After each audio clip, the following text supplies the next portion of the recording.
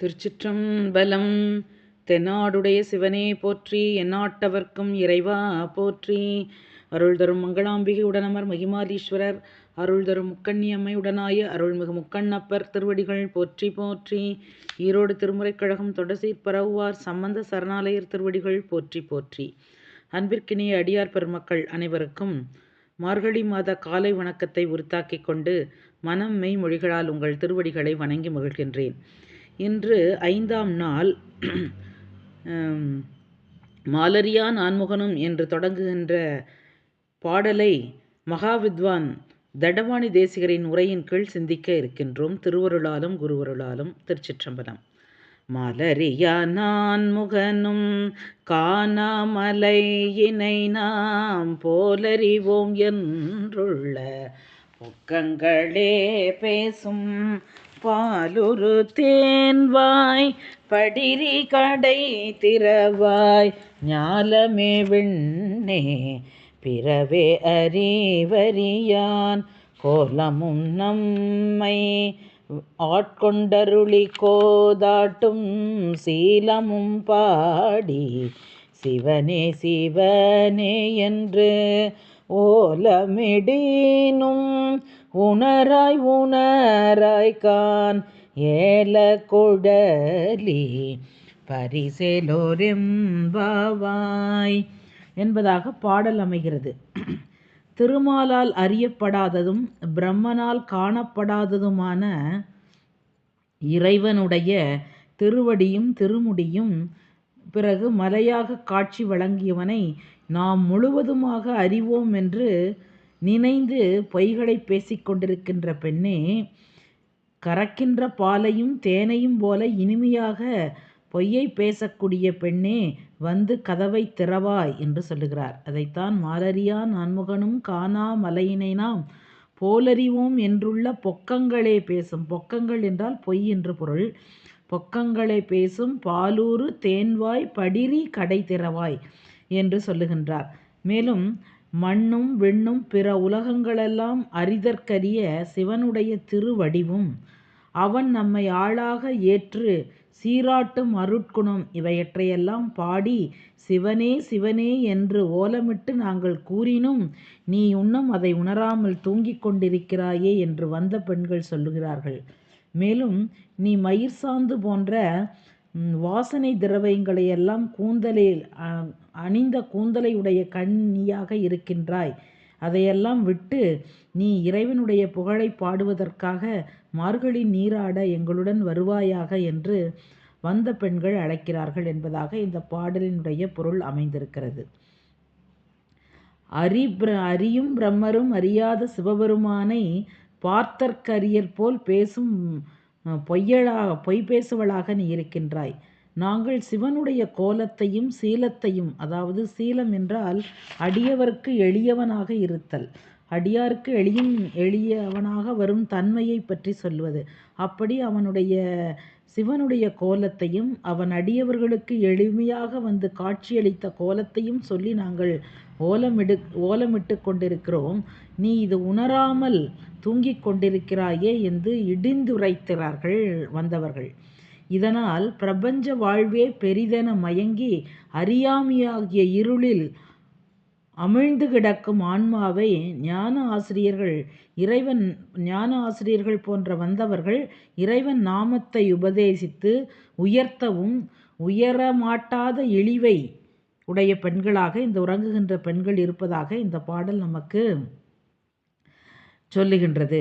மேலும் இந்த இடத்துல அப்படி ஞாலமே விண்ணே பிறவே அறிவறியான் என்ற தொடரை எடுத்துக்கொண்டோமேயானால் ஞாலம் என்பது உலகத்தை குறிக்கிறது. அதாவது நல்வினை தீவினை நுகர்ச்சிக்கும் அவற்றை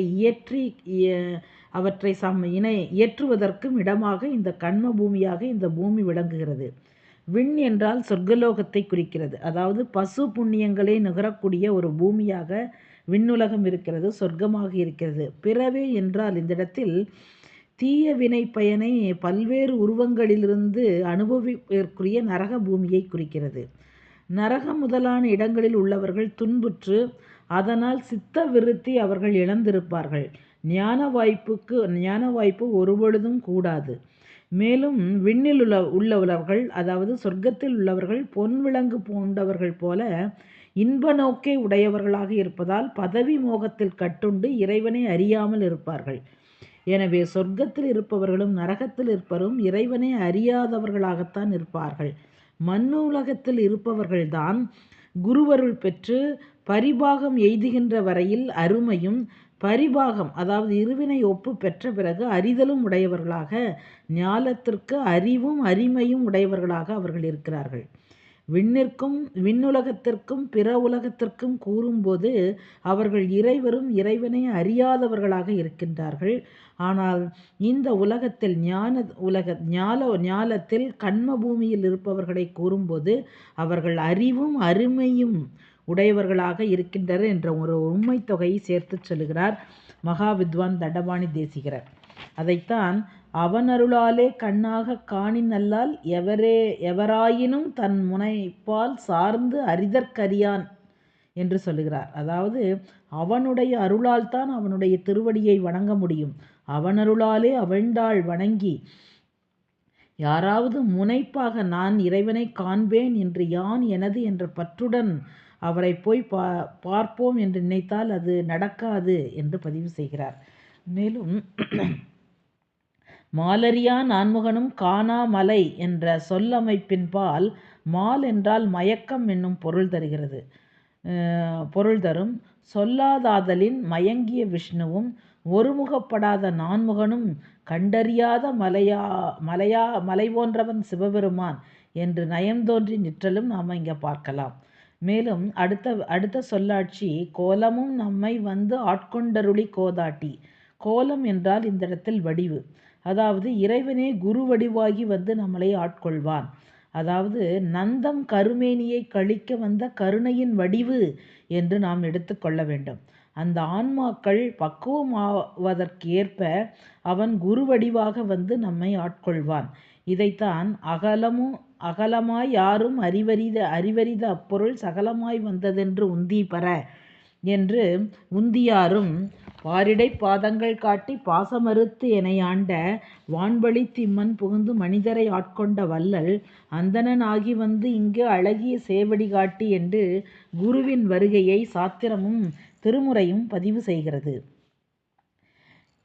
அதாவது இறைவன் வந்து குருவாக வந்து நமக்கு நம்மை ஆட்கொள்கிறார் என்று கோலமும் நம்மை வந்து ஆட்கொண்டருளி கோதாட்டி என்கிறார். கோதாட்டுதல் என்றால் குற்றங்களை போக்குதல். நமக்கு அதாவது உயிர்களுக்கெல்லாம் ஒரு குற்றம், என்ன குற்றம் என்றால் ஆணவ மலம் நம் அறிவை மறைத்திருப்பது தான் நம்மளுடைய குற்றமாக இருக்கிறது. இந்த குற்றத்தை போக்குவதற்கு இறைவன் குருவடிவாக வருகிறார். அதைத்தான் ஐம்புல வேடரின் அயர்ந்தனை வளர்ந்தன தம்முதல் குருவுமாய் தவத்தினில் உணர்த்த விட்டு என்று மெய்கண்டார் சிவஞான போதத்தில் சொல்லுகிறார். சீலம் என்றால் அடியார்க்கு எளியானான தன்மை.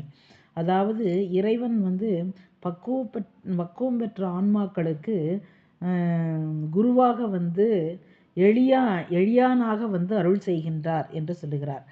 எனவே முதலில் இந்த வந்திருக்கிற பெண்கள் இறைவனுடைய கோலத்தையும் சீலத்தையும் பொது வகையால் பாடுகிறார்கள். அப்படி பொது வகையால் பாடும் பொழுதும் அந்த உறங்கிக் கொண்டிருக்கின்ற பெண் அந்த இறைவனுடைய பெருமையை அறியாமல் அபக்குவ ஆன்மாவாக இருக்கிறாள். உடனே அந்த பெண்ணை பக்குவ ஆன்மாவாக மாற்ற வேண்டும் என்று சிவனே சிவனே என்று ஓலமிடுகிறார்கள். இந்த சிவனே சிவனே என்று ஓலமிடுவது எதை குறிக்கிறது என்றால், அதாவது நாம் தீட்சை வாங்கும் பொழுது நமக்கு ஒரு மந்திர உபதேசம் சொல்லுவார்கள். அந்த மந்திர உபதேசத்தை யாருக்கும் சொல்லக்கூடாது. ஆனால் இந்த பெண் தூங்குகின்ற பெண் அபக்குவமாக இருப்பதால் அவர்கள் சொல்லக்கூடாத அந்த நாமத்தையும் உறக்கச் சொல்லி அந்த அபக்குவ ஆன்மாவை பக்குவ ஆன்மாக மாற்றுவதற்காக மறைந்து சொல்லக்கூடிய உபதேசத்தையும் வெளிப்படையாக ஓலமிட்டு சொல்லுகிறார்கள். அந்த பெண் அபக்குவ பெண் பக்குவமடைவதற்கு அவர்கள் தங்களால் இயன்ற முயற்சிகளை செய்கிறார்கள் என்று பதிவு செய்கிறார் மாணிக்கவாசகர்.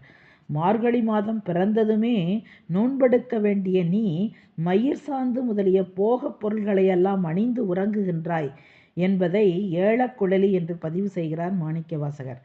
திருப்பாவையிலும் மையிட்டு எழுதோம் மலரிட்டு நாமுடியோம் என்று வருவதை நாம் இங்கு பொருத்தி பார்க்கலாம். ஏல குழலணிதல் ஓலமிட்டும் உணராமை நாம் அறிவோம் என்ற பொய்களை பேசி அபக்குவ ஆன்மாவாக இந்த தூங்குகின்ற பெண் இருக்கின்றாள். இந்த மூன்றும் இறைவனை ஆட்கொள்வதற்கு இடையூறாக இருப்பவை என்று உணர்ந்து திருமந்திர உபதேச கிராமத்தில் சொல்ல முடியாமையால் உறக்க கூவி உணர்த்தியது அபக்குவ ஆன்மாவை பக்குவ ஆன்மாவாக மாற்றும் முயற்சி என்று இங்கு சொல்லப்படுகிறது. இந்த பாட்டில் இறைவன் உருக்கொள்ளும் புது இயல்பும் அறிவறிய தன்மையாகிய சிறப்பு இயல்பும் இங்கு கூறப்படுகிறது. உருமேனி தாங்குதற்கு காயம் காண்பது சக்தி ஆதலால் இங்கு சக்தியை வியந்ததும் சொல்லப்படுகிறது என்று சொல்லி மகாவித்வான் தண்டபாணி தேசிகர் உரையின் கீழ் இந்த 5ஆம் நாள் பாடலை நாம் சிந்தித்து நிறைவு செய்வோம். எதியமை பணிகளும் ஆரதி கேட்போம் எம்பெருமான் பள்ளி எழுந்தருளாயே என்று அடுத்த செயல் நோக்கி நாம் செல்வோம். திருச்சிற்றம்பலம். சிவாய நம சிவாய நம சிவாய நம.